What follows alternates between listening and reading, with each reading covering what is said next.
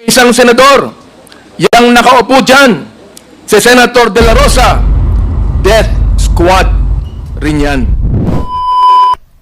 Ang sinabi na ating lahat na kwento ay ang karamihan ng mga pinatay ay kagagawa ng mga vigilantes na hindi pa nakikilala habang ang mga natitira ay biktima naman ng legitimate police operations kung saan ang mga pinatay ay sinabing ng laban. Sa mga testimonyang malayang ipinahayag sa ating mga pandinig, ay naipakita na marahil dito ay bunga ng pamamaslang ng mga operatiba o pulis na inutusang pilitin ang mga nahuhuli na manlaban upang tuluyan na silang mapatay. Sa pahayag ng dating Pangulong Duterte sa Senado, sinabi niya na totoong sinabihan niya ang kapulisan na mag-encourage o himukin ang mga suspects na lumaban upang patayin na sila at nang sa gayon ay matapos na ang problema.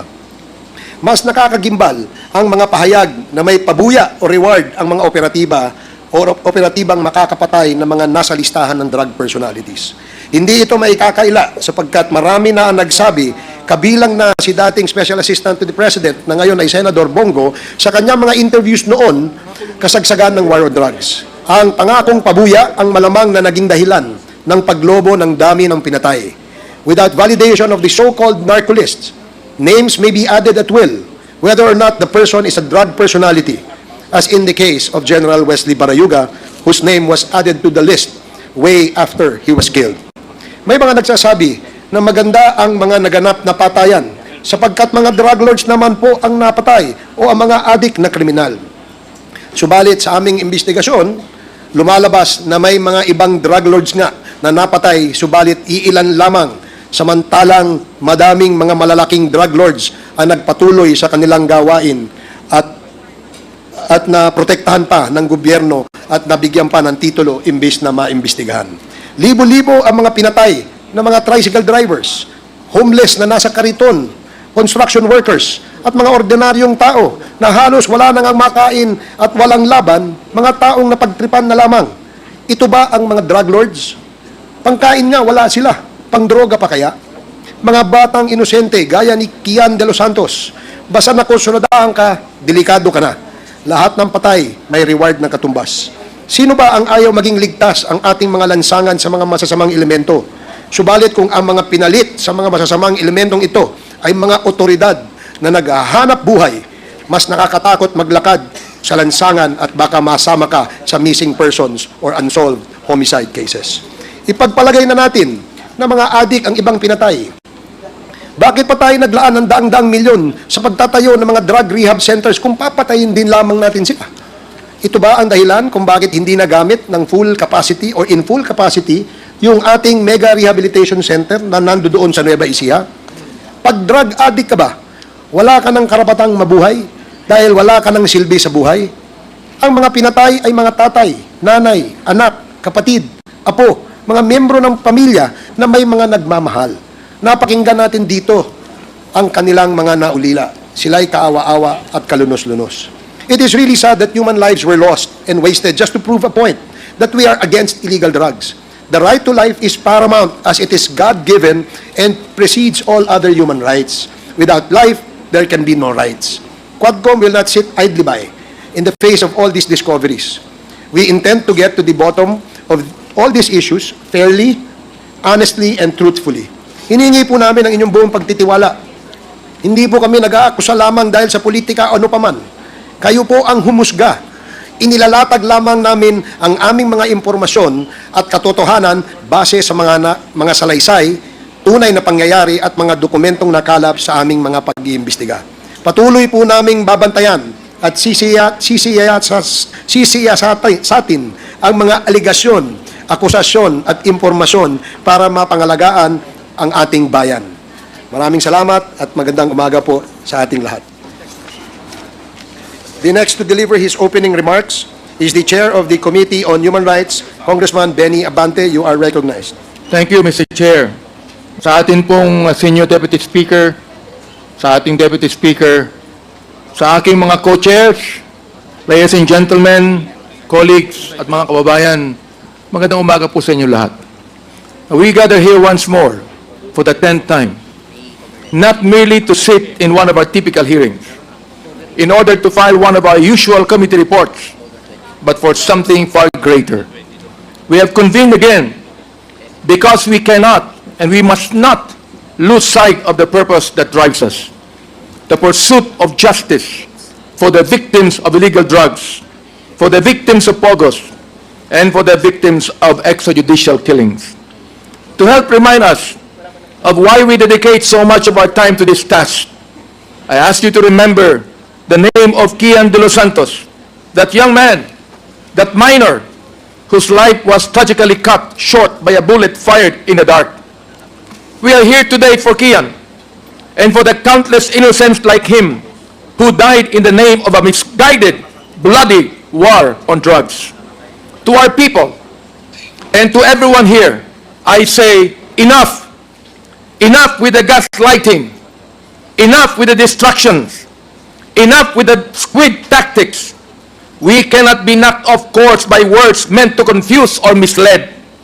At this point, there is one voice we must focus on. One that was used under oath in the halls of the Senate. Last week spoke before the Senate and the nation, and in his own words, took responsibility for the blood spilled in his war on drugs. He did not deny. He did not deflect. He admitted that he gave orders. Orders that directed our own police forces to encourage suspected criminals to fight back so they could be killed. Under oath, he told us this without shame and without remorse. This was not hearsay. This was not a speculation. This was a declaration from the man himself. He went further. Under oath, he admitted to the existence of the Davao Death Squad, an entity with a lethal mandate that was replicated around the whole country when PRRD was elected president in 2016. But the former president did not stop there. He pointed his finger at the sitting senator, a member of our very government, and named him a part of the DDS, not a Duterte defending senator, no, but a member of the notorious Davao Death Squad. Ano ang sinabi ni PRRD? And I quote, yung isang senador, yang nakaupo dyan, si Senator De La Rosa, Death Squad rin yan. End of quote. And now comes this familiar refrain. It was all a joke. Biro lamang daw. But I ask you, my friends and my colleagues, I ask you, who makes jokes under oath? Who laughs while mothers bury their sons? Who finds humor in this horror? This is no laughing matter. The lives lost, the grief that lingers, the blood spilled in our streets, these are not punchlines in a cruel joke. These are lives, young innocent lives taken from us. But perhaps we should not be surprised. Perhaps we should not be shocked that this sacred issue, the sanctity of life, is treated so trivially. For we have seen time and time again how human life has been cheapened, how easily these men speak of death, how casually they wash their hands off the blood of the innocent. As Proverbs 31 verse 8 and 9 reminds us, and I quote, "Open thy mouth for the dumb in the cause of all such as are appointed to destruction. Open thy mouth, judge righteously, and plead the cause of the poor and needy." End of quote. We are commanded to raise our voices for those who cannot speak, to seek righteousness for those who have been silenced, and to demand justice for those who have suffered unjustly. This, my friends, this is why we must not falter. This is why we must not rest, why we must not turn away. We have a responsibility, not only to the victims, but to our nation. We must continue this work, unyielding, unrelenting, uncompromising. Mga kasama, we have the statement of the former president. We also have testimony and evidence that corroborates what he said under oath. Now, we must hold to account those who have perpetrated these heinous crimes. Now we must ensure that the cries of the oppressed are not drowned out by laughter, that the dignity of human life is restored, and that no one, no matter how powerful, is above the law. And as we press forward, let us remember this. We do not stand here alone. We stand with Kian. We stand with his family. We stand with a 3-year-old killed by a stray bullet in Cebu. We stand with a 9-year-old killed in Caloocan, and the death certificate showed that he died of pneumonia. We stand with a tricycle driver gunned down just because a drug lord rode in his tricycle. Ladies and gentlemen, we stand with every victim of this dark and bloody campaign. The banality of evil must come to an end.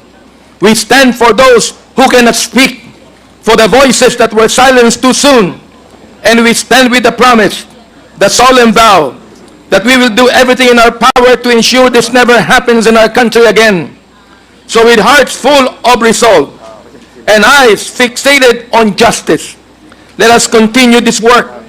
For if we are to be remembered, if the 19th Congress is to be remembered, let it be not for the jokes or the gaslighting, but for our dedication to the truth, our commitment to justice, and our compassion for those who suffered.